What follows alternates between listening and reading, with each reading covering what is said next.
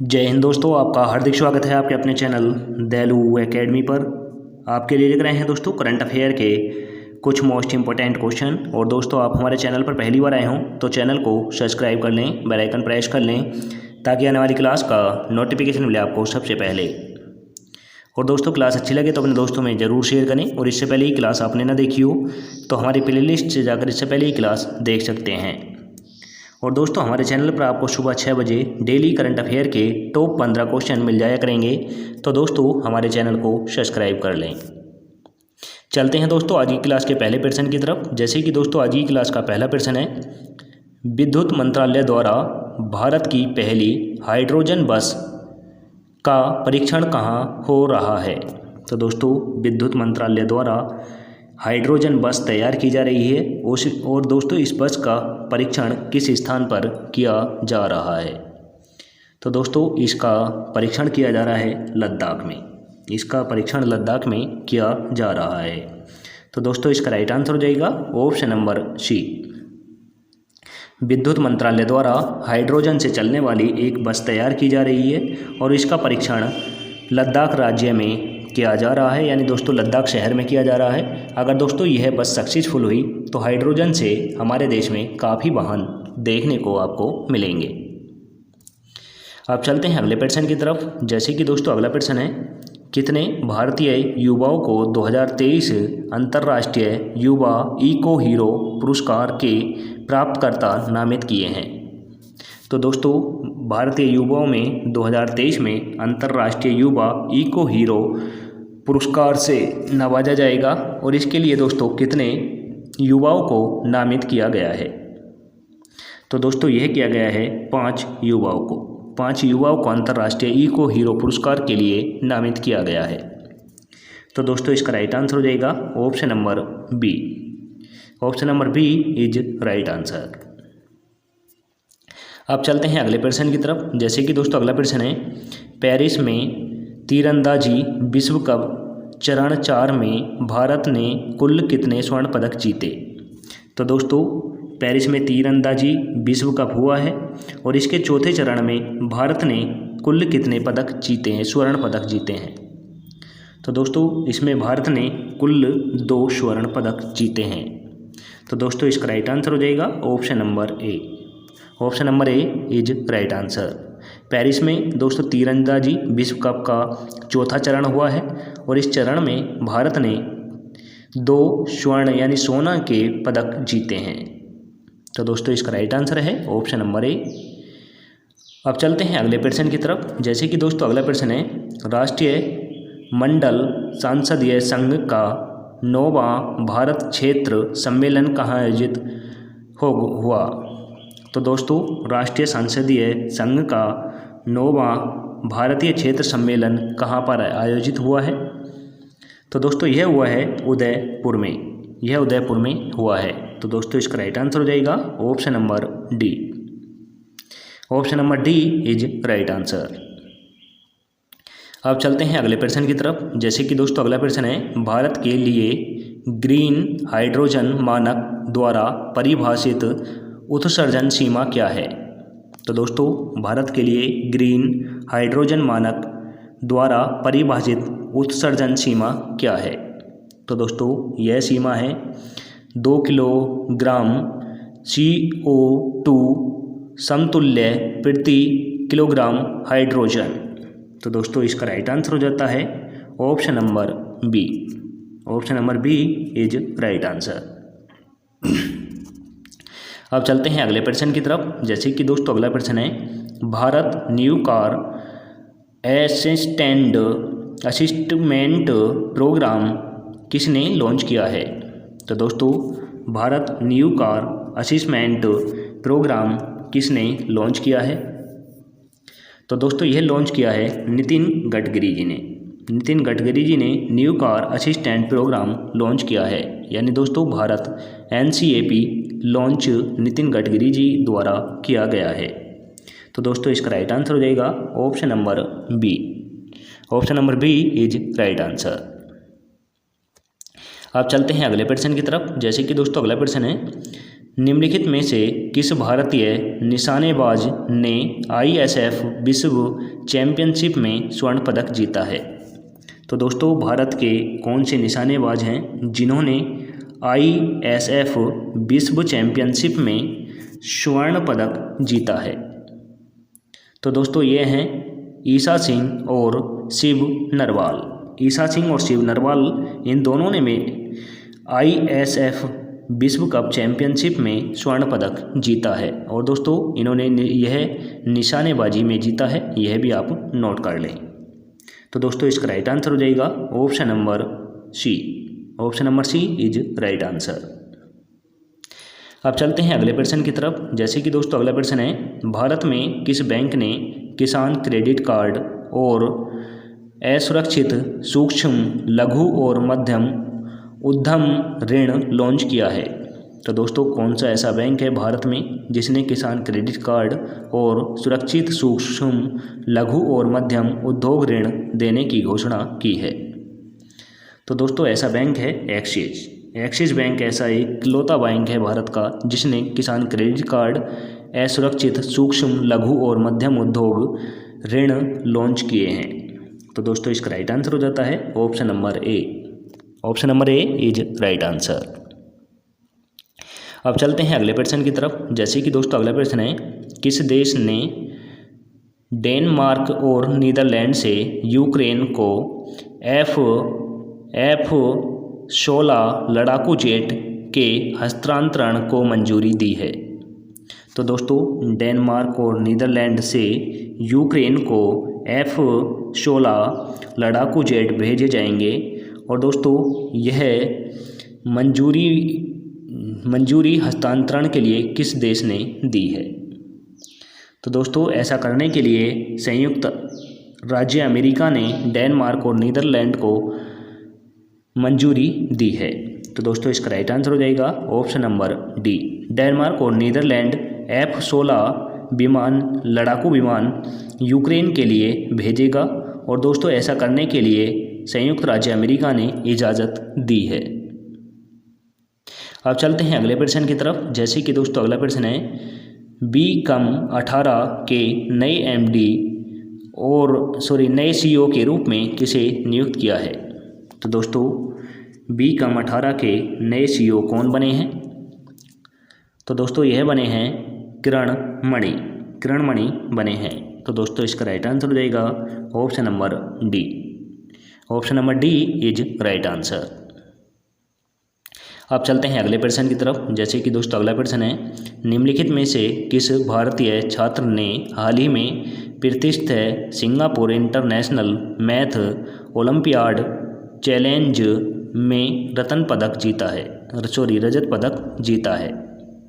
तो दोस्तों भारत का ऐसा कौन सा छात्र है जिसने Singapore international math olympiad challenge में रजत पदक जीता है? तो दोस्तों ऐसा करने वाले जो हैं वह हैं दोस्तों राजा अनिरुद्ध श्रीराम हैं। तो दोस्तों इसका राइट आंसर हो जाएगा option number D. Option number D is right answer. अब चलते हैं अगले प्रश्न की तरफ। जैसे कि दोस्तों अगला प्रश्न है, कन्याकुमारी की किस केले की मूल प्रजाति को भौगोलिक यानी GI टैग मिला है? तो दोस्तों कन्याकुमारी की केले की कौन सी किस्म को GI टैग मिला है? तो दोस्तों यह GI टैग मिला है मेटी केले की किस्म को, और मेटी केले की किस्म यह कन्याकुमारी में अधिक पाई जाती है। तो दोस्तों इसका राइट आंसर हो जाएगा ऑप्शन नंबर बी। और दोस्तों मेटी केले की केले की किस्म को GI टैग जो मिला है वह कन्याकुमारी के लिए प्राप्त हुआ है। तो दोस्तों यह जानकारी भी आप ज़रूर नोट रखें। अब चलते हैं अगले प्रश्न की तरफ। जैसे कि दोस्तों अगला प्रश्न है, आतंकवाद के पीड़ितों की स्मृति और श्रद्धांजलि का अंतर्राष्ट्रीय दिवस कब मनाया जाता है? तो दोस्तों आतंकवाद के पीड़ितों की स्मृति और श्रद्धांजलि अंतर्राष्ट्रीय दिवस किस तिथि को मनाया जाता है? तो दोस्तों यह मनाया जाता है 21 अगस्त को। 21 अगस्त को आतंकवाद से पीड़ित लोगों की स्मृति और श्रद्धांजलि दिवस मनाया जाता है। तो दोस्तों इसका राइट आंसर हो जाता है option number D. Option number D is right answer. अब चलते हैं अगले प्रश्न की तरफ। जैसे कि दोस्तों अगला प्रश्न है, किस बैंक ने आरबीआई के सीबीडीसी पायलट प्रोजेक्ट के हिस्से के रूप में यूपीआई इंटर ऑपरेबल डिजिटल रुपए मोबाइल एप्लीकेशन लॉन्च की है?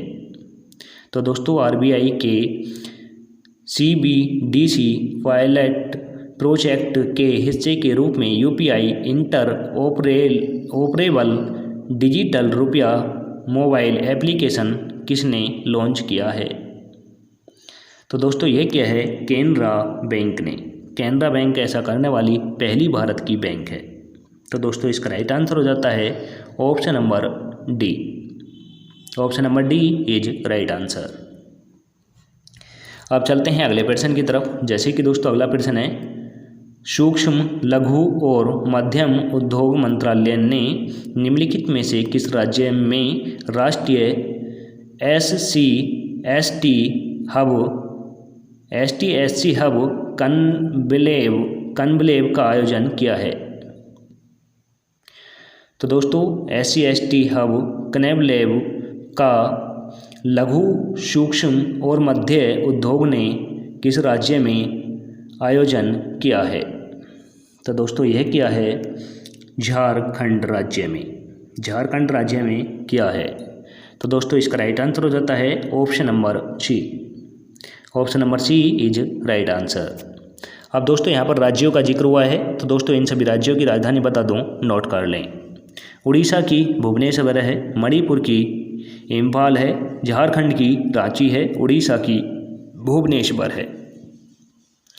अब चलते हैं अगले प्रश्न की तरफ। जैसे कि दोस्तों अगला प्रश्न है, विश्व वरिष्ठ नागरिक दिवस कब मनाया जाता है?